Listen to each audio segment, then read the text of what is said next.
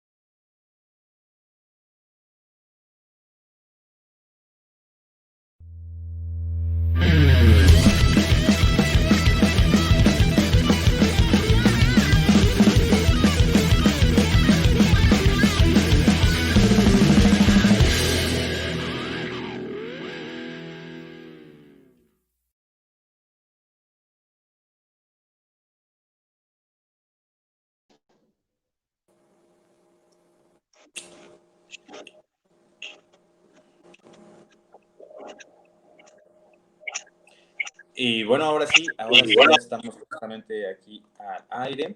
A ver. Ya arreglamos como cuestiones de sonido, ¿parece? ¿Todo bien? Sí. ¿Me escuchas? Sí, todo perfecto. Ok, muy bien. Pues bueno, vamos a comenzar entonces, maestra Estefanía Licea. Yo voy a estar por acá detrás por cualquier cosa que requiera. Y ya sabes, si necesita que le pase la diapositiva, pues ya nada más me da y le doy cambio, ¿vale? Claro. Ok, muchas gracias. Pues bueno, buenas noches a todos. El día de hoy, en nuestro tercer módulo del pensamiento crítico ligado al feminismo o a los feminismos, vamos a estar trabajando el tema de sexo y género y la perspectiva de género. Esta dicotomía de sexo-género lleva muchísimo tiempo siendo debatida, siendo analizada, y a través de las investigaciones en el campo, ¿no?, de la teoría feminista, pues se pone en tela de juicio, ¿no?, este problema que surge desde el análisis del dimorfismo sexual, ¿no?, según las primeras investigaciones en el siglo XX, y en torno a la forma en la que se constituyen el sexo y el género, ¿no?, que van a servirnos de una u otra manera como indicadores de adscripción o de normalización social. Y según la lectura constructivista, ¿no?, tales criterios, y siguiendo la línea Foucaultiana, pues vamos a tener autoras como Butler, por ejemplo, que van a perfilar un cuerpo por entero construido socialmente y cuyas atribuciones genéricas no pasan a ser un constructo social previo a la construcción identitaria del sujeto. Hay una frase con la que me gustaría arrancar precisamente referente al cuerpo, ¿no?, que dice: el cuerpo, superficie de inscripción de los acontecimientos, mientras que el lenguaje los marca y las ideas los disuelven. Lugar de disociación del yo, al que trata de pensar la quimera de una unidad sustancial, volumen de perpetuo desmoronamiento. Esta es una frase de Foucault que precisamente pues también analiza, ¿no?, el cuerpo, y analiza la manera en la que se construye el cuerpo y se van entendiendo los géneros, ¿no? Para considerar y marcar pues diferencias respecto al sistema sexo-género, se ha construido un paradigma de análisis mayormente biologicista, esencialista y universalista, ¿no? Tenemos un autor, Haraway, que señala que el acentuar la diferencia del sistema sexo-género, que no produce otra cosa más que desgracias, ¿no?, que él ve como la parte negativa al momento de diferenciar esto. Y pues bueno, de esta manera se van a surgir diferentes postulados que vamos a estar analizando de la forma en la que se va construyendo el sexo-género. Así que pues bueno, comencemos, ¿no? Tenemos para empezar los orígenes del sistema sexo-género. ¿Cómo surge esta dicotomía? Pues bueno, originalmente el género lo vamos a ir definiendo en contraposición al sexo, pero dentro del marco de una posición binaria, es decir, sexo-género, ¿no?, como blanco-negro. Vamos a aludir a la segunda, a los aspectos psicosocioculturales que se van a asignar tanto a los varones como a las mujeres de acuerdo a su medio social, y que van a ir restringiendo el sexo a las características anatomofisiológicas y que van a distinguir al macho y a la hembra de la especie humana, ¿no? Hasta los años 70, por ejemplo, los términos de sexo y género se utilizaban de manera indiscriminada, ¿no? Y el primero, pues, hacía mención, o el término género, ¿no?, que el investigador John Money propuso, por ejemplo, el papel del género, ¿no?, el gender role, para describir el conjunto de conductas que se atribuían a las mujeres y a los hombres, y ya más o menos por 1955, pues estas aportaciones van a radicar más en la forma en la que se van a construir socialmente y se van a identificar socialmente lo que es lo femenino de lo masculino, ¿no? Vamos a entender la identidad genérica, ¿no?, de la forma en la que se diferencia antes de que el niño incluso pueda hablar, ¿no? Y se suponía que esto era innata. Sin embargo, hay quienes afirman que la construcción del género se da desde el momento del nacimiento. Cuando nace un niño, cuando nace una niña, ¿no?, y sale, ¿no?, del parto, y lo ve el médico, y entonces la nalgadita, ya sabes, está muy bien. Felicidades, señora, es una niña, es un niño. Con esta pequeña afirmación, lo que se está haciendo es automáticamente delimitar una serie de características que van a ser esenciales a cubrir por parte tanto de los varones como de las mujeres. Es decir, que socialmente el género va a representar todo aquello que se aspira o que se espera sea un hombre de una mujer. Podemos pasar a la siguiente diapositiva, por favor.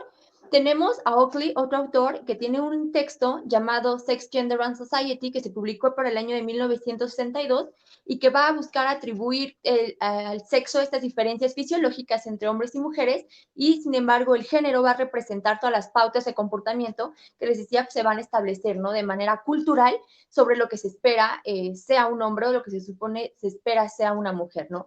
El término género pues surge dentro de los contextos principalmente de la medicina y de la antropología, ¿no? Y se va a empezar a retomar por parte de las posturas feministas, ya que se dice que socialmente al momento de delimitar lo que es un varón, lo que es una hembra o una mujer, en este momento nosotros ya estamos automáticamente delimitando el desarrollo de las personas y estamos asignando ciertas características dentro de un sistema de poder.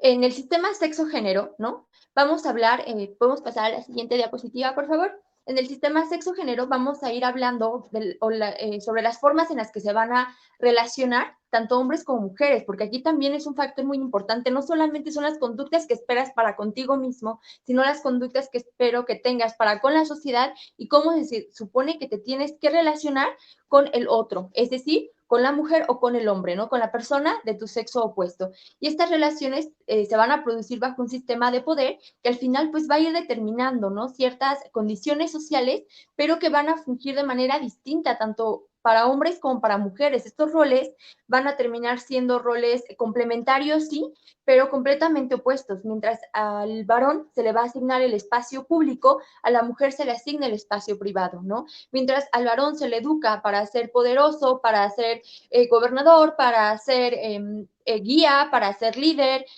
para producir dinero, para figurar en el espacio público, para tener una voz, para tener un voto. A la mujer, al limitarse al espacio privado, se espera una mayor sumisión, ¿no? Se espera que sea amorosa, que sea cuidadora, ¿no? Que sea atenta, y al final se espera que a través de estos roles la mujer, como parte complementaria, sirva para atender los deseos de los varones, ¿no?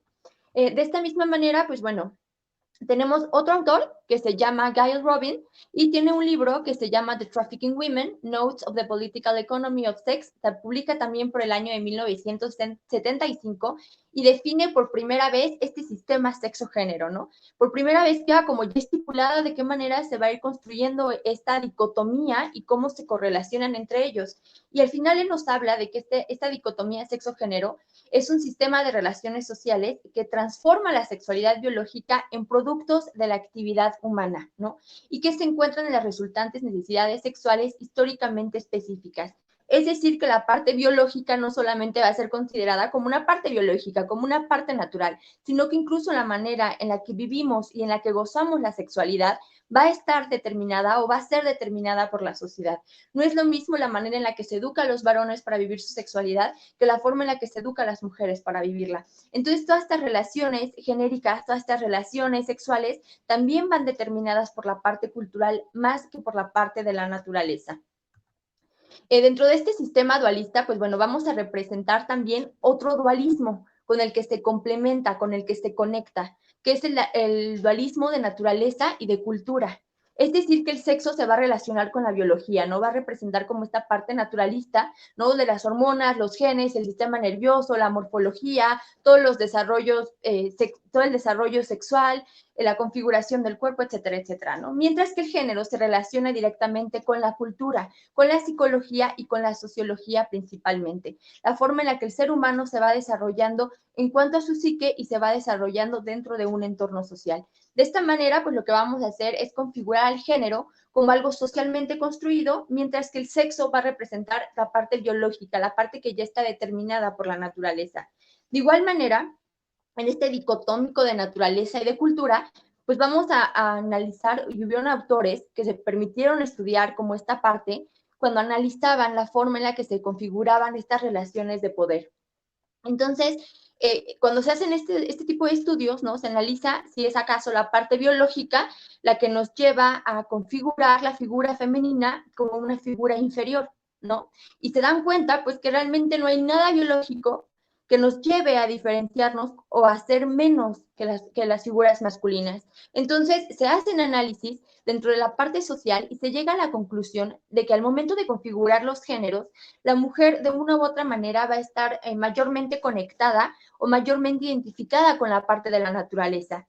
Al momento en el que nosotras somos capaces de embarazarnos, somos capaces de parir, somos capaces de amamantar y tenemos nuestros ciclos menstruales, se nos considera seres como mayormente primitivos, ¿no? Como seres más salvajes, más arraigados a esta naturaleza, y al varón, por el contrario, se le va a asociar más en la parte cultural, ya que, pues como lo tenemos bien conocido, ¿no? Históricamente ha sido el hombre el que se ha encargado de figurar dentro de las diferentes esferas culturales e intelectuales y ha ido construyendo esta sociedad, ¿no? Sobre la figura femenina. Entonces queda la mujer como esta parte natural que necesita ser dominada porque la cultura domina a la naturaleza.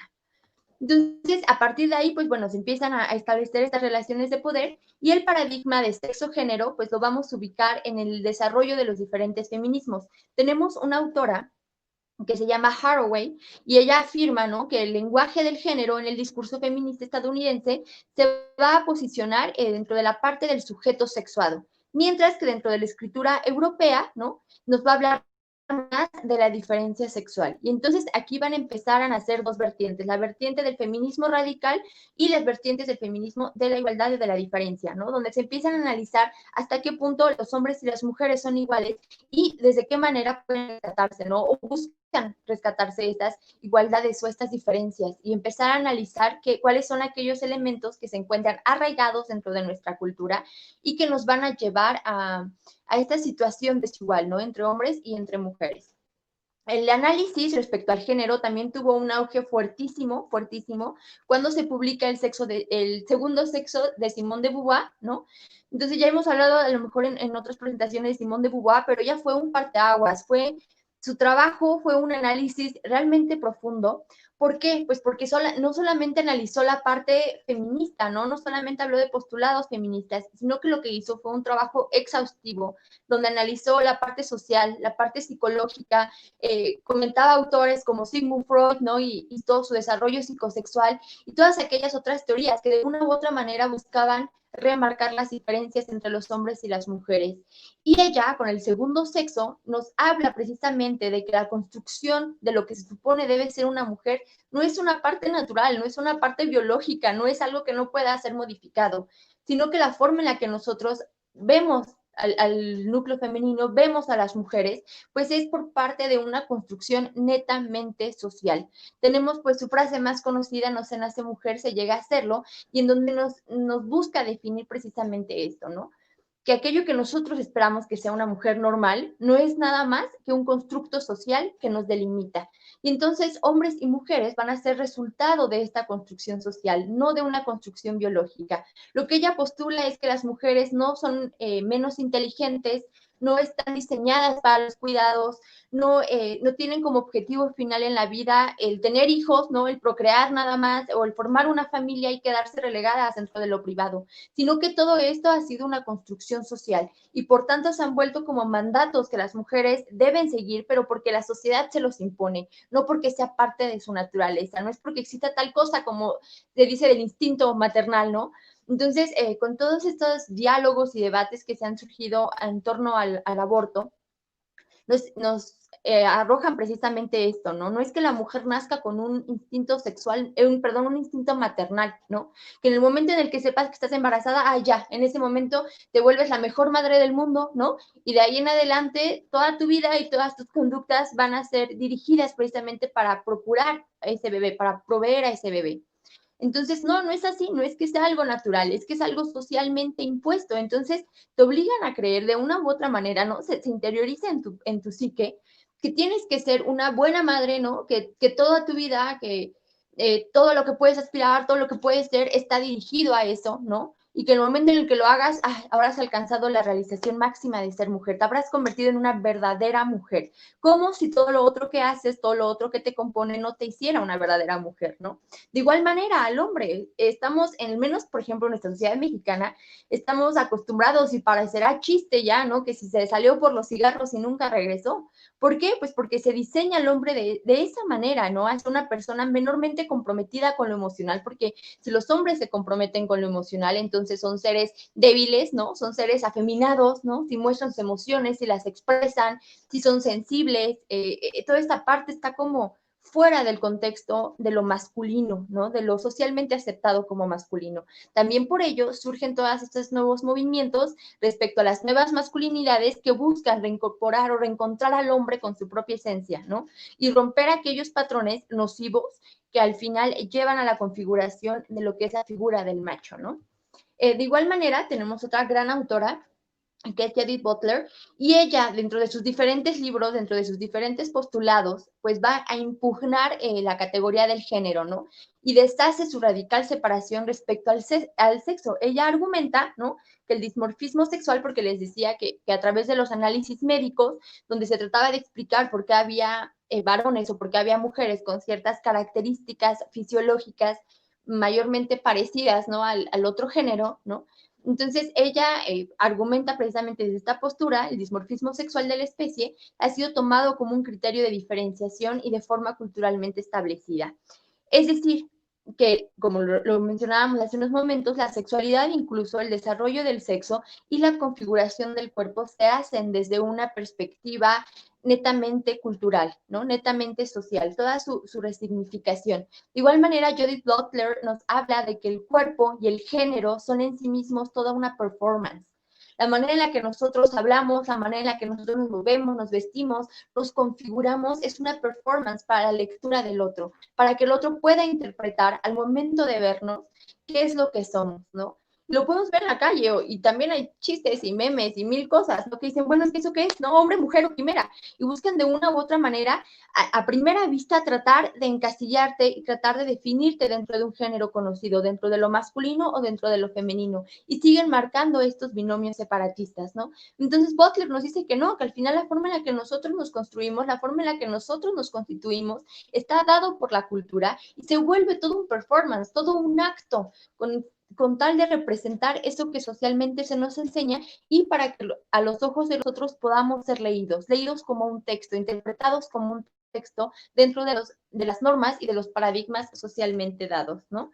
En la historia del feminismo, pues vamos a tener dos enfoques que se van a dedicar también a estudiar y analizar esta relación sexo-género. Tenemos en primera instancia lo que es el determinismo biológico, ¿no? El determinismo biológico pues va a buscar abogar por esta diferencia de género, pero se apoya netamente en la existencia de ciertas psicologías diferentes que se asocian al sexo y que se van a posicionar del lado femenino como una forma de reivindicar el estatus igualitario, ¿no? Es decir, que su postura esencial va a ser tratar de igualar a nivel social, a nivel jerárquico, lo que representa una mujer de lo que representa un hombre. Es decir, que va a ser como en la parte de los feminismos de la igualdad, que nos dicen que no hay diferencias fundamentales que nos dividan o que nos separen y que por lo tanto tenemos que ser considerados como seres humanos netamente iguales. Y también tenemos la parte del constructivismo social, que aquí va a rechazar la diferencia del género como una herramienta válida de la lucha feminista, dado que la polaridad en la que se escinde el ser humano, pues es una polémica obsoleta y al final pues nos dice que no contribuye a la liberación de la mujer y que tampoco refleja una explicación válida dentro de la lucha y de los movimientos feministas, ¿no? Y nos dice que el género de una u otra manera pues está construido socialmente y no existe ninguna base biológica que nos va a permitir servir de explicación para que se siga manteniendo la manera en la que se construye el género como una categoría biológica y esencial. Es decir, que impugna por derribar estos estereotipos de género, la forma en la que se configura el género, porque no están sustentados dentro de una base biológica, ¿no? Sino que al final son parte de un resultado social. Lo podemos ver, por ejemplo, dentro de la forma en la que nosotros nos configuramos, ¿no? Pensemos en las mujeres, cómo se configuran las mujeres. Ya hablamos de maquillaje, ya hablamos de pelucas, ya hablamos de vestidos, ya hablamos de tacones, pero si nosotros nos remontamos en la historia, nos vamos a dar cuenta que en algún punto eran los hombres los que usaban las pelucas, los vestidos, el maquillaje y los tacones, ¿no? Porque hablaban de un estatus, no podían estar las mujeres al nivel de los hombres, entonces por eso usaban tacones, por eso las grandes pelucas, ¿no? Todo ese performance. Y conforme va avanzando la sociedad, conforme va avanzando la humanidad, pues se intercambian esos roles y entonces es la mujer la que empieza a utilizar esas características para identificarse dentro del género femenino. Entonces, al final no es algo que haya sido natural, no es algo que esté determinado por la biología, no es que de esa forma estén construidos nuestros gustos o que sea la forma en la que nosotros nos identifiquemos desde que nacemos, sino por el contrario, conforme vamos creciendo y nos vamos desarrollando, todo este bombardeo de información social nos va a ir configurando para ser el hombre o ser la mujer que socialmente se tiene identificado, ¿no? Y se va pues a apelar a esta construcción todo el tiempo. Tenemos también el feminismo francés de la diferencia, que resulta bastante interesante dentro de estos postulados, ya que busca definir el feminismo biológico y aboga por la diferencia sexual de los sexos. Es decir, que va a tratar de rescatar como esta parte de la diferencia y no dice, no, no es que somos seres humanos iguales, sino que somos diferentes y dentro de esa diferencia debemos de ser reconocidos. Debemos de ser reconocido que la mujer es algo diferente al hombre, pero no por eso jerárquicamente se encuentra posicionado por debajo, sino va a buscar a través de la diferencia nivelar los niveles jerárquicos. En contraposición de lo que hablábamos sobre el feminismo de la igualdad, que va a buscar decir, sí, todos somos iguales, todos somos parte de esta cosecha, y acá dice el feminismo francés la diferencia, no, no es que seamos iguales dentro de la misma cosecha, sino que somos diferentes, pero dentro de esa diferencia nosotros debemos de ser aceptados, no debemos de romper como la parte jerárquica.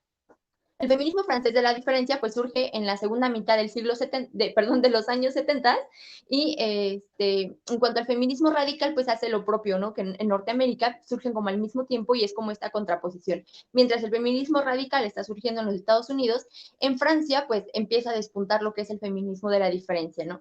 Y marcan la diferencia radical en cuanto a la concepción del sistema sexo-género y mientras el primero, ¿no? El feminismo francés de la diferencia lo afirma, el segundo, que es el feminismo radical, va a proponer esta disolución, ¿no? De que no existen tales diferencias, mientras que el feminismo francés dice, no, sí existen y hay que reconocerlas para poder llegar a generar un ambiente mayormente igualitario. Dentro de los principales autores, ¿no? Que tenemos dentro del feminismo francés, tenemos a Derrida, a Deleuze y a Lyotard, que se van a pegar como esta parte de diferenciar, sí, el sexo y el género dentro de los constructos sociales, sin embargo, buscan como la reivindicación de que la diferencia no es malo y lo diferente tampoco es malo y no por eso tiene que ser configurado o entendido como algo menor, como algo menos importante, ¿no? Con algo con menos poder. Después, pues tenemos, les decía, al mismo tiempo que surge el feminismo francés de la diferencia, en Estados Unidos está surgiendo el feminismo radical y tenemos también aquí ciertas autoras, ¿no? Bastante representativas, como Kate Millett, y hay que recordar que su frase de lo personal es político, ¿no? Tenemos la política sexual y tenemos a Shulamit Firestone en la dialéctica de la sexualidad, ¿no?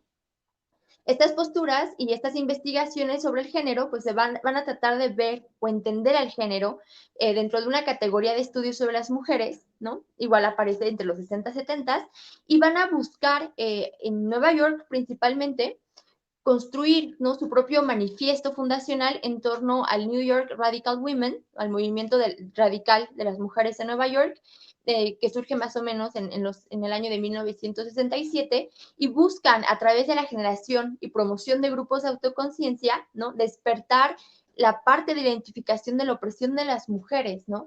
Y al final, este elemento esencial busca dejar de manifiesto cuáles son aquellas herramientas del poder dentro de la estructura social que minimizan la figura femenina, que las oprimen, ¿no? Y que no solamente son en los aspectos públicos, sino que retoman el aspecto privado y analizan todos los mecanismos de opresión dentro del hogar, ¿no? Y nos hablan entonces de que estas diferencias lo que hicieron fue generar y fue perpetuar a través de los roles de género, la opresión del femenino, ¿no? La significación de lo femenino como la figura sumisa, como la figura inferior que debía servir al varón netamente. Dentro del feminismo radical van a surgir tres conceptos esenciales que van a buscar ellas no solamente teorizar, ¿no? Sino que se van a ocupar como guías o como aristas fundamentales dentro del movimiento. Ellas ocupan por primera vez los términos del patriarcado y buscan definir lo que representa el patriarcado como un sistema de dominación sexual, ¿no? En el que el sistema básico sobre el que se levantan las otras dominaciones como la raza y la clase. Es decir, que el patriarcado es el sistema primordial donde dentro del patriarcado van a existir otros métodos de dominación, desde la parte sexual, la parte de la raza, la parte de la clase, la parte de la economía, etcétera. Y dentro del patriarcado existe una figura central esencial, una figura de dominación esencial que es la figura masculina, pero no cualquier hombre. Vamos a concebir dentro del esquema primario, ¿no? Los hombres blancos, heterosexuales, occidentales y ricos. Es decir, que todo lo que se encuentra fuera de ese esquema va a ser considerado como la otredad y va a ser sujeto a dominación y a discriminación. También ellas definen lo que es el género como en efecto esta construcción social, sin embargo lo van a enfocar netamente a la feminidad, ¿no? Que lo que se espera o lo que se supone que son las mujeres socialmente no es nada más que una representación social, un resultado de este sistema de dominación. Y nos hablan de la casta sexual, que va a ser el común de la situación de la opresión vivida por las mujeres. Es decir, que las mujeres, por ser mujeres, van a ser automáticamente metidas dentro del grupo que debe de ser dominado, van a ser automáticamente relegadas a esta otredad y al final esta parte de la casta sexual nos habla también de que las violencias que viven las mujeres son violencias que se comparten, ¿no? Precisamente por eso la frase de Kate Millett, de que lo personal es político, porque se dieron cuenta que no solamente estaban luchando contra un sistema que en un principio no les permitía la educación o el voto, sino que estaban luchando contra un sistema que dentro de la parte privada buscaba la dominación de las mujeres, ¿no? Entonces, cuando ellas empiezan a analizar dentro de estos círculos de autoconocimiento todas las situaciones que se vivían dentro de lo privado, dentro del hogar, pues eran iguales, eran compartidas, que todas al final habían sufrido abusos, sufrían violencia, sufrían dominación o sufrían situaciones familiares que las favorecían menos que a los varones, ¿no? Entonces, de esa manera se dan cuenta que comparten un común denominador, que es la parte de la violencia estructural contra las mujeres, no solamente en lo público, sino también en lo privado, y buscan de esa manera posicionar los temas dentro de las agendas internacionales y que se empezara a hablar sobre la violencia contra las mujeres, ¿no? Millet va a buscar también una denuncia, ¿no? A la relación entre los dos sexos como una relación netamente de poder, ¿no? Porque al final, pues existen dos principios esenciales dentro del sistema patriarcal. El primero, que es, nos habla del dominio del macho sobre la hembra y el dominio del macho adulto sobre el macho joven, ¿no? Entonces, de esta manera, al final, el ser central de dominio va a ser esta figura masculina que habíamos comentado, pero no cualquier figura masculina, ¿no? Sino la figura hegemónica y todas estas otredades tienen que ser dominadas o van a buscar esta liberación, pero ¿por qué? Pues porque se encuentran dentro del yugo, ¿no? Dentro de la opresión, mientras que la figura masculina busca la dominación de todas estas figuras, ¿no? Dentro de los postulados también tenemos otro autor, que es Monique Witting, y tiene un libro que se llama The Strange Mind, que se publica para el año de 1980, ¿no? Y va a buscar definir el sexo y el género como construcciones sociales, ¿no? Sigue apelando a esta parte de que incluso la sexualidad y la manera, no es que el sexo, aquí es muy importante entenderlo, no es que diga que el sexo es una construcción social en la parte biológica, no es que tus órganos sean una construcción sexual, sino que dice que la manera en la que nosotros interpretamos, leemos, analizamos, codificamos el sexo y codificamos estos elementos fisiológicos es la parte social. Y va a buscar, pues, de una u otra manera, analizar todas estas actividades que se encuentran asociadas a lo femenino, que son identificadas o forman parte de la construcción de la mujer, ¿no? Como la reproducción, el matrimonio, las acciones de cuidado, no solamente de los hijos, sino también de los ancianos, de la casa, del marido, ¿no? Como elementos que van al final a condicionar el desarrollo femenino, ¿no? Que van a formar no parte de la esencia femenina, sino parte del grillete de lo femenino. ¿Por qué? Pues porque nos están cuarteando la libertad de elección, la libertad de desarrollo, la libertad del ser y en automático nos están asignando ciertos roles y ciertas características para que nosotros atendamos eso y nos alejemos de la esfera pública, ¿no? Nos alejemos de la esfera central y deleguemos el poder a la figura masculina, ¿no? Y también postula Monique Witting lo que es la heterosexualidad, pero lo que es la heterosexualidad normada, es decir, que por default se considera que todas las personas son heterosexuales y que aquellas que no lo son en automático están fuera de la norma, ¿no? Están fuera de este entendimiento, están fuera de los sistemas de poder, se vuelven la otredad y entonces viene la parte de la discriminación, ¿no? Y se ve la heterosexualidad como un dictamen que se encuentra institucionalizado dentro del matrimonio. Es decir, que las mujeres nacen esperando casarse con varones y los varones nacen esperando casarse con mujeres, ¿no? Pero no es más que un sistema de producción capitalista. Cuando nosotros analizamos desde esta postura lo que se supone representa el matrimonio, no es nada más que eso, un sistema de protección capitalista. ¿Por qué? Porque forma parte de una estructura social y esta estructura social resulta necesaria también para la parte política y para la parte económica dentro de las grandes ciudades, ¿no? Dentro de las grandes sociedades. Para Witting, el género no es una identidad natural, como lo manejaron otras autoras, ¿no? Y nos habla de una categoría política que surge en el marco de un discurso heterocentrado, ¿no? Es decir, que ya no solamente estamos hablando de la parte sexo-género, ¿no? La forma en la que interpretamos el sexo, la forma en la que interpretamos el género, cómo se construye socialmente, sino también hablamos de las preferencias sexuales, que estas son dadas y también son limitadas por la parte de las hegemonías del poder, ¿no? Por la parte del patriarcado y automáticamente, pues bueno, se tratan de cuartear cualquier otro tipo de identidad sexual o de preferencia sexual, ¿no? Y nos encontramos centrados en la figura heterosexual y en la figura masculina, ¿no? Después surge en los años 90 lo que es el movimiento queer, ¿no? Y tienen un epígrafe, ¿no? Central que dice que los considera como dentro del feminismo de la tercera ola, y estamos en la tercera ola, ¿no? Y al final, toda esta teoría queer lo que va a ser precisamente centrarse en uno de los elementos fundamentales que mencionábamos ahorita, que es la heteronorma, ¿no? Va a tratar de romper con esta heteronorma y de igual manera, pues va a analizar lo que es el género, lo que es el sexo y la manera que socialmente, pues se van a ir configurando, ¿no? Estos elementos. Dentro de la teoría queer, pues bueno, ellos van a buscar tratar de representar y tratar de dar luz y entendimiento a un mundo mayormente pluriformo, ¿no? Es decir, que es un mundo que no puede caber dentro de los binomios. Tratan de romperse esos binomios esenciales, ¿no? De hombre, mujer, masculino, femenino, heterosexual, homosexual, ¿no? Sino tratar de romper como esos esquemas, como esos moldes y hacer referencia a que al final el ser humano en su libertad puede configurarse de la manera en la que desea, ¿no? Cualquier representación sexual, cualquier identidad sexual tendría que ser normalizada, ¿no? Y que nosotros somos más que esos binomios.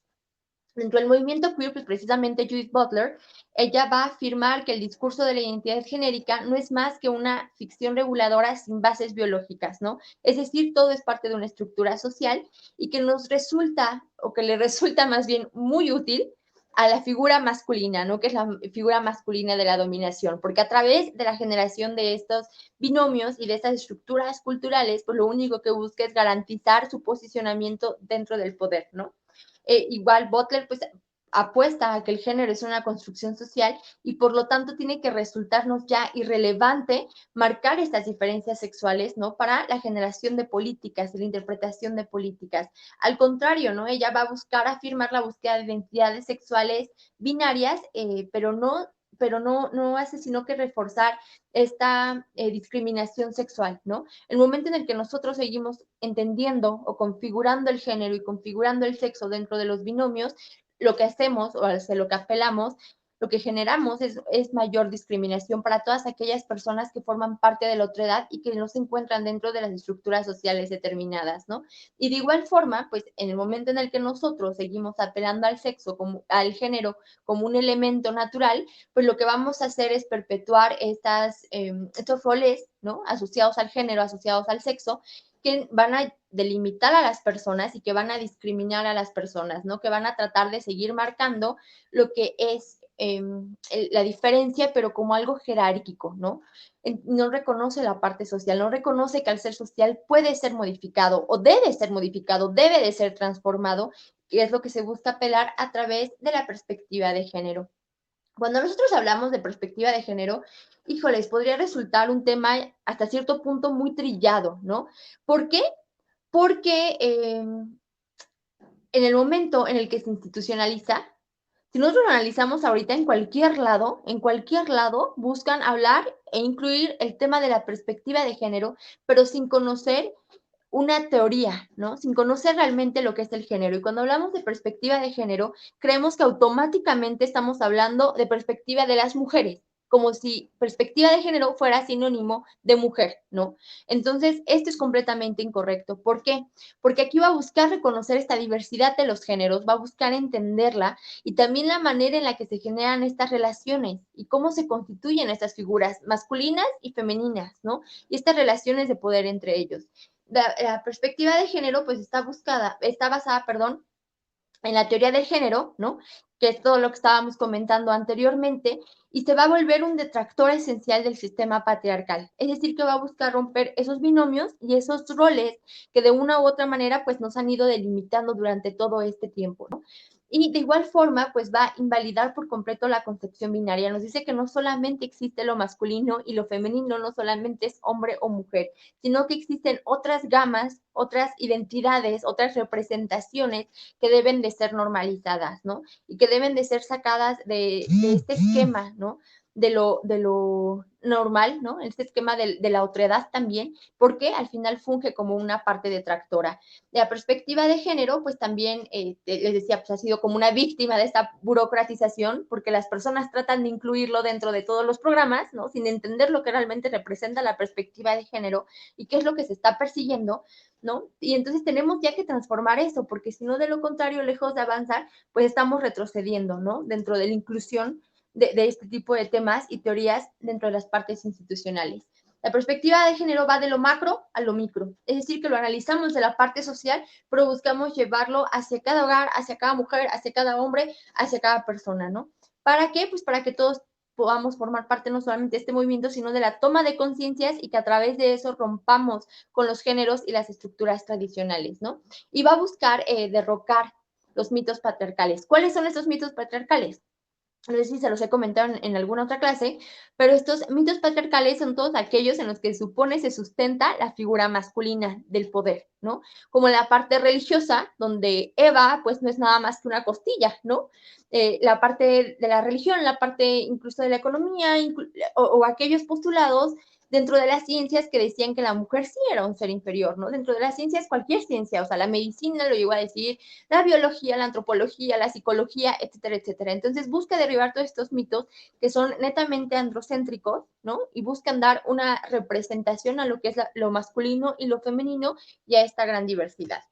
Entonces, pues bueno, esencialmente se busca romper estos estereotipos de género, ¿no? Dejar de lado estos estereotipos de género que van a limitar a las mujeres, que van a limitar a los hombres y a todas las personas.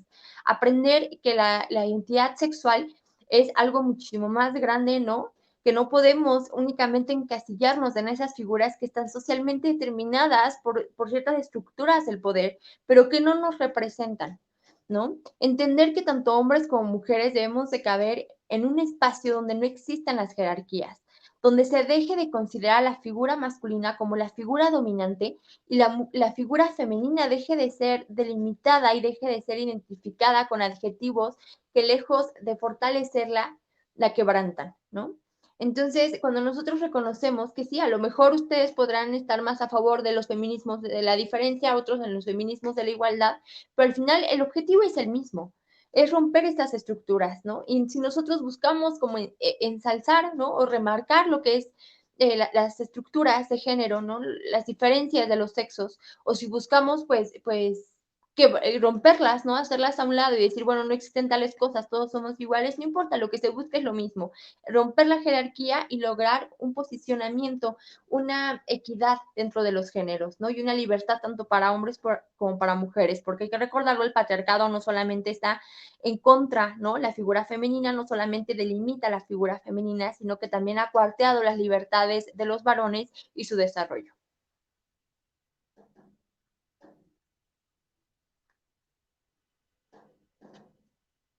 Listo, Antonio. ¿Les parece si pasamos a las preguntas? No sé si haya preguntas.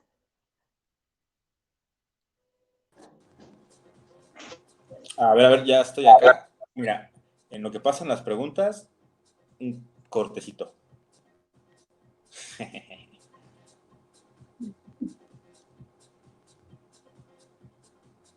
Me encanta cómo se ve eso. Es que se ve súper chido, además la gente nos escucha. No importa, no importa, me encanta cómo se ve eso. No, digo, es que ¿sabes qué está bueno? Porque mira, nosotros podemos hablar justamente del fenómeno de la inclusión social y de la perspectiva de respecto a justamente esta atomización de dos distintas sustancias que se mezclan entre colores para formar un color específico y diferente, como el morado. Me sentí como streamer, Morado. ¿sabes? De que están hablando de los videos. Pero bueno, vamos a ver en lo que... Recuerden que tienen este espacio también para hacer preguntas. A ver, aquí lo que nos interesa mucho es platicar, claro. También no olvidemos que estamos trabajando sobre un contenido que tiene que ver con un diplomado y que tiene que ver con un módulo o un seminario en particular, que es, por ejemplo, de feminismo. Así que, por ende, pues son clases. Estamos dando toda esta información, nos las da la maestra Estefanía, pues con el fin de que, bueno, a ver, hay que enterarnos, hay que informarse, hay que hacer con esta información y después seguramente siempre vienen como que las dudas particulares. En lo que ustedes desde el otro lado nos empiezan a hacer algunas preguntas o nos escriben de manera personal algunas, yo voy a iniciar tal vez para empezar a construir esta cuestión del diálogo, ¿no? Tiene que ver mucho con lo que creo que se ha resaltado acá, que es la construcción social. Hoy en día, uh, Hoy en día se ha establecido mucho que todo obedece a una construcción social y de hecho hasta parece ya muy básico cuando la gente termina diciendo, es que es una construcción social. A mí me pasa mucho con la criminología y la idea de qué es el mal. Es una construcción social, etcétera. Ok, más o menos, pero de alguna manera todos somos víctimas de ello. Estaba escuchando yo aquí en la presentación que, por ejemplo, la mujer se redujo al ámbito privado y el hombre estaba en el ámbito público, ¿no? Y que de alguna manera también la mujer ha sido constituida en la razón de que el hombre tiene que ser la figura del poder y que porte el poder y ostente el poder. Pero incluso en esta figura del hombre hablaste de tipos de hombres. Por ejemplo, dijiste que cuando hablas de hombre no hablamos a lo mejor de cualquier hombre, sino hablamos del hombre caucásico, no sé si de Occidente, pero que además tiene varo y que tiene posición. Y entonces no es cualquier hombre. Diríamos que también incluso hay ciertas diferencias. ¿Es así? Entre hombres, Así es, vamos. correcto. Ajá, así es. Ahora, De hecho, dentro del tema patriarcal. Perdón, dale. no, dime.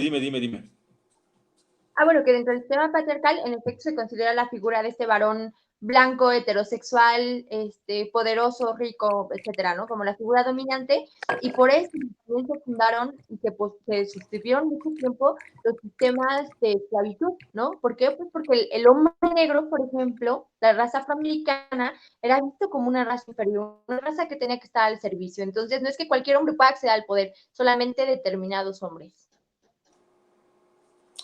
Sí, a ver, yo tengo, por ejemplo, aquí me van surgiendo como justamente estas dudas. Digamos que desde ahí ya se establecen ciertas diferencias y además lo mencionaste muy interesante. Dijimos que todo lo que no encuadrara de alguna manera dentro del estereotipo que se busca termina siendo como la otra edad y por ende propiedad del otro tal vez, ¿no? Es decir, todo lo que no termina siendo lo que estoy buscando, pues más bien termina siendo lo que puedo poseer, ¿no? O sea, entonces se vuelven, por ejemplo, este tipo de objetos.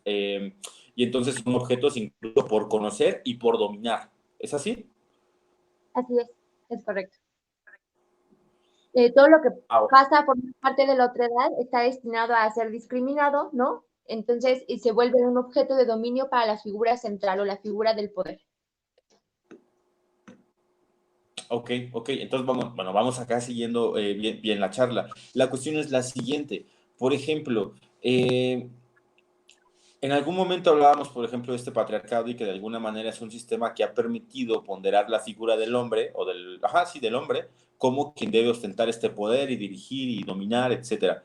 Pero no hay alguien que, por ejemplo, tiene ese yugo un poco más, digamos, no sé si decirlo así, más ontológico, pero sí primero, como decir, no es que también tanto hombres y mujeres están subyugados a una cuestión que tiene que ver con la producción capital, es decir, la incentivación, por ejemplo, de sacar a la mujer del ámbito privado y mandarla al ámbito público, así como al hombre, no incentiva simplemente también la cuestión de empezar a generar más y producir más, porque bueno, esto, por ejemplo, lo manejaba Lipovetsky en la era del vacío, donde decía que, por ejemplo, en algún momento, pues el hombre estaba destinado a trabajar, pero solamente esa era la fuga del capital.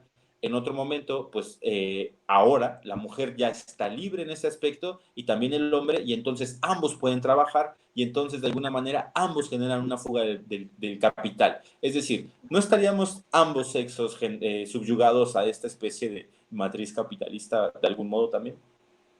Ah, sí, claro. De hecho, hay un montón de estudios y un montón de análisis que se permiten encontrar esta correlación entre el sistema patriarcal y el sistema capitalista, ¿no? Donde uno se correlaciona con el otro. Lo vi en alguna imagen del Facebook, ¿no? Donde está Harry Potter, Ron y Hermione, y dicen el patriarcado, el capitalismo y el neoliberalismo, ¿no? Y dice McGonagall, ¿por qué cada que los veo o cada que pasa algo malo tienen que estar ustedes tres presentes, ¿no? Porque son las tres grandes fuerzas que se correlacionan y que van a ir delimitando esta parte, ¿no? Cuando tú hablas precisamente de la inclusión de la figura femenina dentro del aspecto laboral, ¿no? Que se vuelve pues, al final una fuente de trabajo, ¿no? Una fuente de capital, de generación de capital, eh, sí se hace, ¿no? Precisamente ¿por qué? Pues porque el capital lo requiere y se dio cuenta que las mujeres podían ser una muy buena herramienta para seguir produciendo dinero, ¿no? Sin embargo, ¿qué es lo que pasa? Cuando la mujer es incluida dentro de estos sistemas, sigue existiendo el dominio o la gobernanza del sistema patriarcal, ¿no? ¿De qué manera? Pues cuando nos damos cuenta que existe este techo de cristal, por ejemplo, ¿no? En el que las mujeres no pueden aspirar a los mismos puestos que los varones, donde hay muchos trabajos donde el salario sigue siendo una cuestión desigual, ¿no? Donde siguen perpetuando los roles de género dentro del aspecto laboral, dentro de las relaciones laborales. Es sorprendente entrar a una oficina, ¿no? Te lo voy a poner sencillo, una oficina gubernamental. Tú entra cualquier día y te vas a dar cuenta que las funciones secretariales son todas, ¿no? O el 99% recaen en las figuras femeninas, en las mujeres. Los directores de área, en su mayoría, siguen siendo hombres, ¿no? Entonces, se sigue perpetuando, se sigue correlacionando. Ok, sí, el sistema capitalista se dio cuenta que ya puede incluir a las mujeres, pero el sistema patriarcal dijo sí, pero no tanto, ¿no? Entonces, es como si fueran amigos, no es que uno gobierne sobre el otro, sino que están junto con pegado, ¿no? Se vuelven parte de este dominio social que al final pues delimita lo que es la figura femenina y también la figura masculina. Ok, a ver, yo tal vez platicaría, por ejemplo, a lo mejor de esta cuestión del trabajo y la división de los trabajos y los porcentajes en los que puede trabajar el hombre, puede trabajar la mujer, y además también habíamos hecho una distinción de cuánto gana cada uno, ¿no? Que normalmente se entiende que el hombre es quien gana más, tal vez por menos trabajo incluso, que el que hace la mujer, y hay ahí de repente una diferencia por la cual se tiene que luchar. Estoy muy de acuerdo. Pero, no sé, yo veo a lo mejor una perspectiva más social. Por ejemplo, también es muy cierto que es mucho más sencillo que en grandes empresas contraten a gente de universidades o de instituciones tecnológicas privadas sobre las estatales o las públicas. Es decir, no hay también aquí esta especie de diferencia porque, a ver, a veces basta haberse egresado de una universidad de este tipo para que tú tengas tu vida resuelta. Y entonces, eso no distingue en cuanto a género, sino en cuanto a condición social. Es decir, que de alguna manera, si también hay distinciones entre los hombres, como el gran hombre, no sé, creo que también hay una distinción ahí, por ejemplo, social, en cuanto a los que tenemos o pudiéramos accesar a un trabajo cuando competimos con un currículum desde el sector público a un currículum desde el sector, y hablamos de la educación, pues privada. ¿No hay también hay esta especie de diferencia? Sí, claro, por supuesto.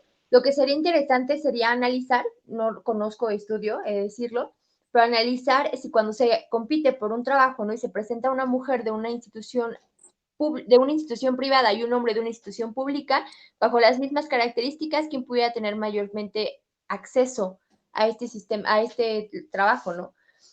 ¿Por qué? Pues porque, sí, te digo, o sea, está completamente identificado y reconocido que al final la posición económica influye en la forma en la que nosotros somos aceptados, somos leídos, somos vistos dentro de la sociedad y cuáles son los roles y las oportunidades a las que podemos acceder. Estamos hablando también de un sistema de conciencia de clases, ¿no? ¿Por qué? Pues porque al final, pues sí, hay gente que ya tiene la vida resuelta, ¿no? Y que van a ser personas que van a tener mayor acceso de oportunidades, no solamente en el aspecto laboral, sino en cualquier otra situación, ¿no? Cuando nosotros te decía, hablábamos de esta parte, la figura del poder está representada por este varón, pero también no es cualquier varón, este varón rico. Se buscan personas que sean económicamente poderosas para que formen parte de la estructura social esencial, ¿no? si nosotros hablamos de configuración de hombre-mujer, ¿no? El hombre lleva la ventaja. Si hablamos del análisis rico-pobre, el rico lleva la ventaja. Entonces, si es un hombre rico, pues lleva el doble, triple, cuádruple de ventaja que sobre todos los demás. Ok, bueno, te digo, a mí en lo particular me llama la atención porque, a ver, claro que identifico que hay justamente aquí una especie de yugo, lo diría así, al que también creo que hemos sido como condicionados. Yo diría que el hombre no es culpable simplemente por el hecho de nacer. O sea, tú cuando decías, por ejemplo, de justamente que nacía un bebé y que entonces venía con la nalgada al mundo y el doctor decía, felicidades, es niña, felicidades, es hombre, no, es niño, pues de alguna manera desde ahí empezaba como nuestro condicionamiento. Pero pues la verdad creo que tampoco tenemos como que esta elección en un principio de decir, oye, mira a mí, por favor, llévame, yo quiero ser hombre y quiero ser blanco y por favor, si me puedes ubicar en un lugar, pues ponme en las lomas, ¿no?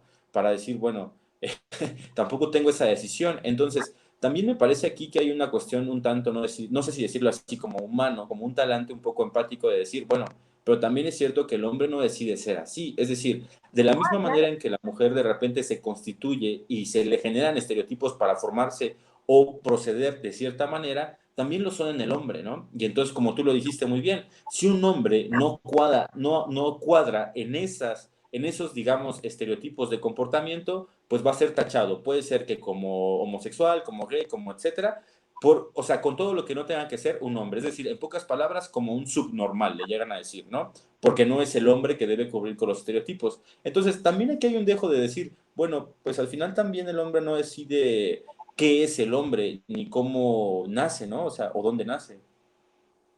Claro, de hecho no es que el hombre sea el responsable, o sea, y eso es lo que a lo mejor no ha quedado como claro dentro de la idea feminista. Hay muchos que aún creen que el feminismo está en contra de los hombres. No, no se está en contra de los hombres, está en contra del patriarcado, que es un sistema social, que en efecto va a delimitar a lo que es la figura masculina.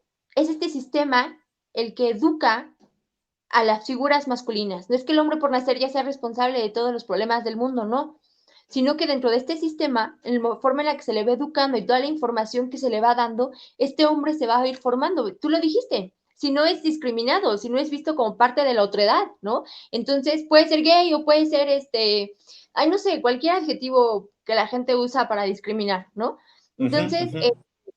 ¿qué es lo que pasa?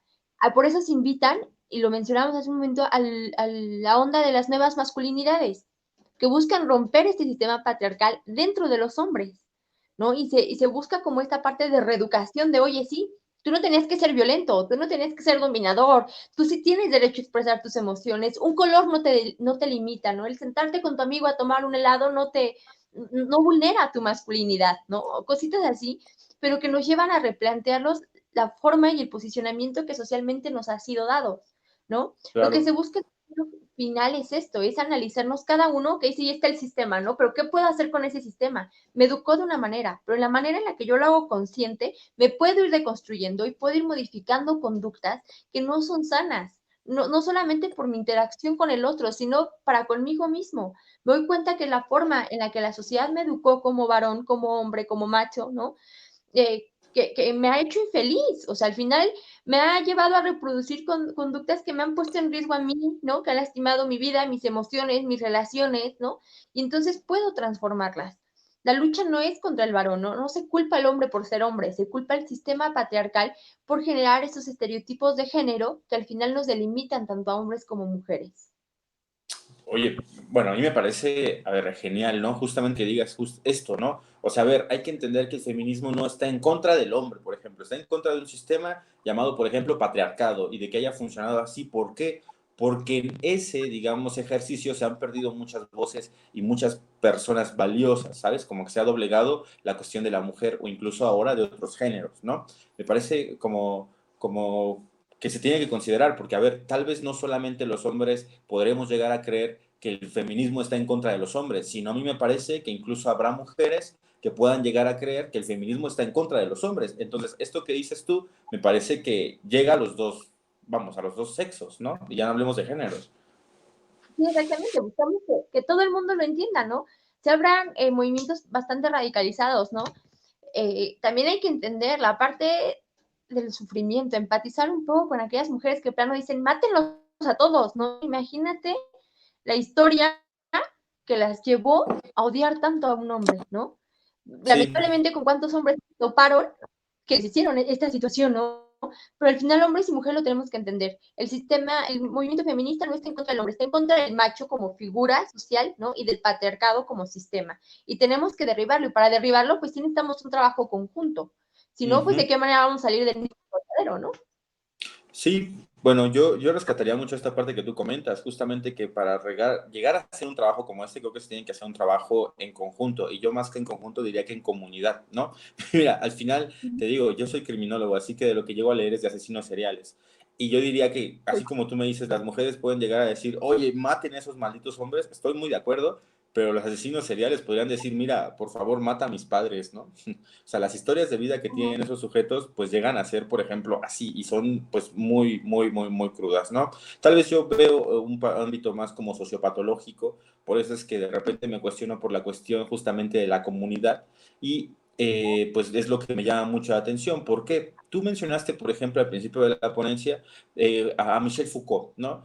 Y Michel Foucault, por ejemplo, sí, aparte de hablar de la sexualidad y de todo esto, de vigilar y castigar, pues habla justamente de qué es lo que ha hecho que lleguemos a ser lo que somos en este momento, es decir, qué es lo que nos constituye como sujetos, ¿no? Y entonces me parece que en este proceso que tú consideras de deconstrucción, pues tiene que ver con justamente reconocer qué es lo que nos ha hecho comportarnos de tal manera para que entonces podamos desarticularlo y comportarnos de otra, ¿no? Como si esto fuera una cuestión de una apuesta crítica por lo que uno quiere ser. Tú dirías que entonces aquí juega un rol, supongo, muy importante la cuestión del pensamiento crítico, ¿o no? Correcto, correcto. Al final el pensamiento crítico es el que nos va a ayudar a identificar ese tipo de conductas o de situaciones que nosotros queremos y necesitamos modificar para transformar aquello que somos, ¿no? Al final pues, no es lo que somos, sino lo que pretendemos ser, la forma en la que tratamos de transformarnos, ¿no? Y esa es la forma en la que se relaciona ahorita el feminismo con el pensamiento crítico. Analízate, o sea, no, eso que eres no tienes que serlo siempre, ¿no? Permítete tomar conciencia, permítete identificar aquellas situaciones sociales que permean sobre ti, aquellas situaciones personales, ¿no? Y modifica aquello que ya no es funcional, aquello que no es sano. Uh-huh. Pues bueno, creo que acá estamos teniendo una plática muy interesante, la verdad. Obviamente aquí hay más personas y, por ejemplo, Eli Macías decía, exacto, me imagino que dice con el feminismo, está confrontando al sistema patriarcal, no al hombre, ¿no? Eso es importante recalcarlo. Gustavo Arriort lo que dice es redistribución, no puedo hablar bien con las R's por mis brackets, por mi francés, no es cierto, es por mis brackets. A ver, tú di eso, no puedo decir, no puedo decir Distribución equitativa. redistribución. Eso. Es que Gustavo, tú también me pones cosas difíciles. No, de verdad que me cuesta con los brackets, pero bueno. Equitativa de las actividades, cargos entre los sexos, tanto en las esferas de lo público y lo privado. Me imagino que ese es como, es un comentario, ¿no? Que creo que tiene que ver justamente con lo que hablábamos de la parte laboral y también organizacional. Y bueno, te leo la otra. Creo que sí tiene más como preguntas Mauricio Gómez. ¿Te las hago de una vez? Vale, vale, venga. Mientras no tengan la R, mira, por mí está bien. No puedo. Bueno, ya, no pasa nada. Entonces dice Mauricio Gómez, dice, hola, ¿por qué es, voy a tratar de leerlo así como pregunta, me parece que dice ¿por qué es que a partir de un sistema económico y político patriarcal y paternalista, a ver, vamos a ponerlo en la pantalla para que lo vayan viendo los demás, dice, okay, ¿por qué es que a partir de un sistema económico y político patriarcal y paternalista cabe la existencia, evidentemente ausente de ornamentos discursivos, una sociedad matriarcal como las que existen en Oaxaca? Entonces la pregunta es, ¿cabe una sociedad matriarcal como la que existe en Oaxaca basado en las condiciones en las que vivimos? Y dice, y otra pregunta, y dice, dos, ¿puedes hablar un poco más sobre los conceptos de patriarcado? ¿Cómo es identificado como un problema de derrumbar? Y luego ya dice, ¿cuál es el momento histórico donde nace ese concepto? Y al final dice, felicidades, saludos desde Cancún. Qué okay, chido.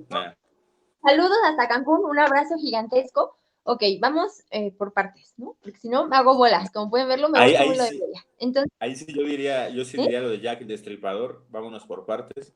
Vámonos pero bueno. Sí, exacto, exacto. Ok, ¿por qué no podemos hablar de un sistema o una sociedad matriarcal? ¿Qué es lo que pasa? Nosotros, analizando las sociedades matriarcales, también hay, les voy a buscar el texto y se los voy a dejar todos los que les recomiendo aquí en los comentarios, ¿no? Hablando sobre los sistemas matriarcales, ¿no? Cuando hablamos del matriarcado en México, por ejemplo, dicen, no, yo vengo de un sistema matriarcal. Hay que analizar si realmente es un sistema matriarcal o es un sistema en donde se cargan las responsabilidades a las mujeres, ¿no? Que sea un sistema matriarcal implicaría que la toma de decisiones proviene exclusivamente de las mujeres, ¿no? Que tienen voz, que tienen voto, que no existe discriminación de género, ¿no?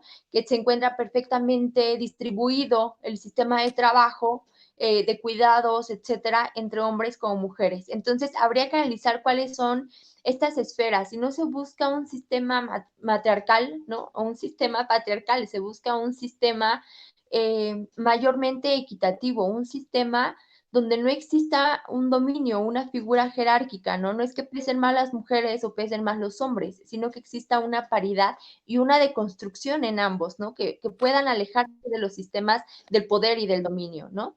Entonces voy a investigarlo mayormente a profundidad, de qué manera, cuáles son esas sociedades o grupos en Oaxaca, para analizar si en efecto es una figura matriarcal, ¿no? O si es una figura patriarcal donde al final se ponen a las mujeres por delante, pero porque ellas cargan todas las responsabilidades, ¿no? Entonces sería interesante analizar esa construcción.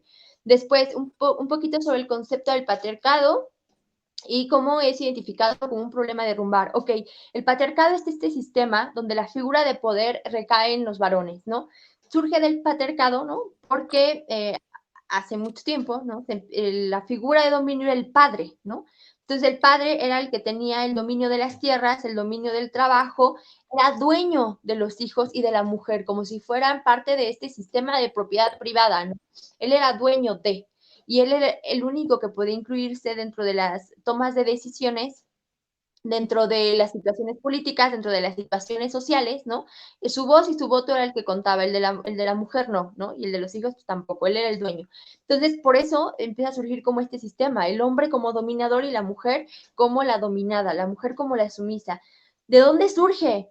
Híjole, surge desde la configuración de la sociedad, lamentablemente, porque en el momento en el que la mujer queda relegada al hogar, ¿no? Por los cuidados maternos, por la parte pues de que le tocaba parir, ¿no? Y etcétera, y se quedaba con los hijos mientras el hombre iba a cazar mamuts, ¿no? Y se empieza a establecer las sociedades y se empieza a configurar el concepto de propiedad privada, ¿no? Porque empiezan a haber más personas y se empiezan a pelear por las tierras, etcétera. En ese momento se empieza a configurar lo que es el patriarcado, ¿no? Ahí es donde surge el patriarcado.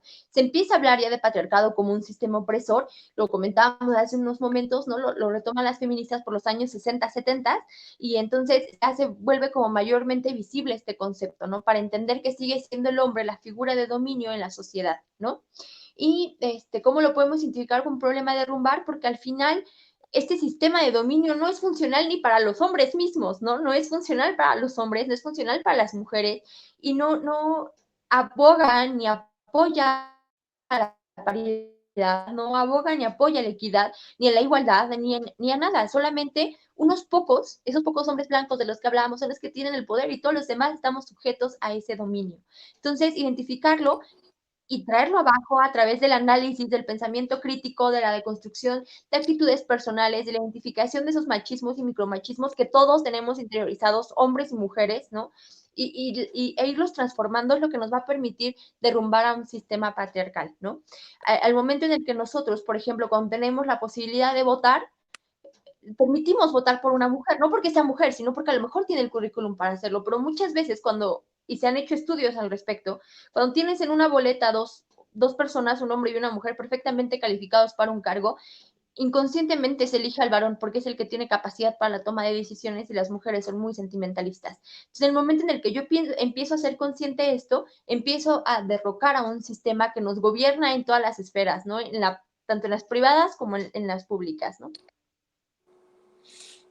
Pues a mí me parece que, mira, a mí yo creo que, a ver, estar haciendo este diplomado, que al final es un diplomado, pero al final lo que pretende, por ejemplo, el Ateneo y un movimiento como este es dar clases gratuitas, es decir, dar clases con excelentes maestros, por ejemplo, en tu caso, ahora como, bueno, maestra Estefanía, que estás haciendo tu maestría también, pero dices, esto se puede saber, se tiene que saber y además se tiene que difundir. Entonces, nosotros lo que hemos querido hacer es siempre como hacer público todo este elemento, le damos una cuestión como de organización, en este caso es un diplomado, ok, sí, sobre pensamiento crítico, pero al final es un seminario, pero al final las clases son gratuitas, ¿no? Y de eso se trata, de que pues integre gente, sepa, conozcan de lo que se está hablando y también como que tengan esta cuestión de la posibilidad de informarnos, ¿no? Yo diría acá, me integraría, ¿no? Tenemos la posibilidad de informarnos con todo esto y además con, por ejemplo, maestras como en tu caso, que les apasiona lo que están haciendo y que además lo hablen y lo pueden transmitir de esa manera. Por eso es que esto es tan rico y por eso es que son las 11 o no, ¿cómo es? Las 23 horas de la noche del día domingo y nosotros seguimos aquí platicando, es decir, porque hay una pasión aquí. Entonces, pues mira, podríamos seguirnos basados en esta pasión, pero yo creo que lo interesante sería aquí más bien como ir cerrando, todavía quedan 3 sesiones más, realmente contigo, pues prácticamente contigo y con el maestro Jonathan, arrancamos la semana, la tercera semana de este Ateneo nuevo, y entonces vamos a hacer esto otra vez. Es un diplomado sobre pensamiento crítico y por eso muchas aristas, ¿no? Por ejemplo, la del feminismo. Es importante hablarlo, es importante conocerlo, pero igual es importante que también conozcamos que el feminismo tampoco se va a dar de manera aislada, es decir, no es una genialidad de la colectividad de repente, yo creo que es una expresión justamente de lo que nos está pasando a nivel social, ¿no? Y que además es importante trabajar. Así es. Dicho lo anterior, pues si te parece, vamos a cerrar por el día de hoy. Tendrás algunas palabras más, algunos comentarios, invitaciones también, quizás para los demás. Habría que decirles que nosotros nos contratamos también como de música y sonido y video y hacemos planes interesantes. Show mágico, músico, ¿qué? No, show mágico, músico. Ay, no me Versátil, no acuerdo. sé. Versátil, no sé, algo así, no me acuerdo. Pero solo quiero cerrar presumiendo algo que llegó a mis manos hoy.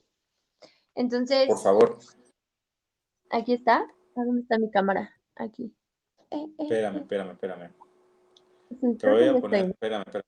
Te voy a poner a ti, espérame. Ok, Ahí está. ahí Este es El está. manicomio de Dios, Marianela. Sí, ¿Es tu es libro? nuestro nombre, sí. Entonces, hoy fue entregado a la editorial y la editorial me mandó mi ejemplar. Ya vamos a empezar con la venta y distribución del libro. Y quería decirles que ya lo tengo en mis manitas y estoy muy contenta. Entonces, tienen la premisa. Pues podrías hacer una especie de convocatoria como para decir, vamos a lanzar una presentación de tu libro, la podemos hacer también aquí por medio del Ateneo, y entonces si hay alguien en particular que se quiera unir para presentar tu libro, bueno, pues que lo consiga, porque eso es muy importante, y pues hacemos aquí una presentación, tal vez, fíjate, para la última sesión que tenemos, o sea, tenemos 3 sesiones más, en la que sigue, el domingo que sigue, presentamos tu libro. Ok, me gusta la idea, me parece perfecto. Una vez que terminemos, hacemos una presentación aquí, así que están, pues, está más que cordialmente hecha la invitación. ¿Te late? Va, me parece perfecto. Perfecto. Pues bueno, bueno, muchas felicidades. La verdad es que dicen que estos libros, pues, son una cuestión de hijos, ¿no? Yo diría que es una cuestión de cafés, de cigarros, de desvelada y de mucha angustia filosófica. Yo diría, yo lo vería así, más que un niño, ¿no? Diría, no, es resultado de Es eso muchas como lo horas de estas cuestiones, ¿no? sí, ¿Mandé? que termina siendo lo mismo, angustias, desveladas, crisis existenciales, ¿no? Creo. Pues es que como nunca he tenido un hijo ni una hija, no sé.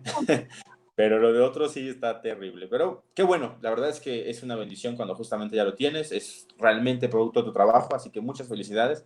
Estaremos haciendo aquí la presentación. Y como dice Eli Macías, yo lo quiero. Así que Claro bueno, que sí. estamos en contacto, como ustedes saben. Dinos, dinos, dinos. Ah, no, no digo, claro que sí, ya les estaré avisando cuál va a ser la dinámica para adquirirlo.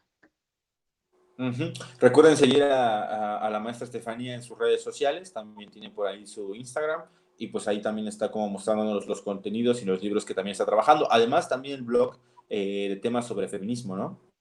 Así es. Nos encuentran en Facebook, en Instagram y en YouTube como Estefanía Licea. Vale, para que no sea más complejo. Así que bueno, pues excelente noche, que pasen un agradable sueño, que ojalá esta lluvia les arrulle, ¿no? Porque pues la verdad es que estuvo buena, estuvo tranquilita, estuvo como para platicar justamente sobre temas así. Y pues bueno, otra vez agradecerle, maestra Licea, todo su apoyo. Muchas gracias, porque son las 11:15, es domingo, ni siquiera hemos arrancado la semana laboral y ya estamos aquí chambeando, ¿no? Pero bueno, mañana hay que regresar a nuestros días. Así que pues vámonos. Si no tienes algo más que decir, saludos, comentarios, nos iríamos. Vámonos. Adiós. Pues entonces, hay nos vidrios. Cuídense mucho. Chao.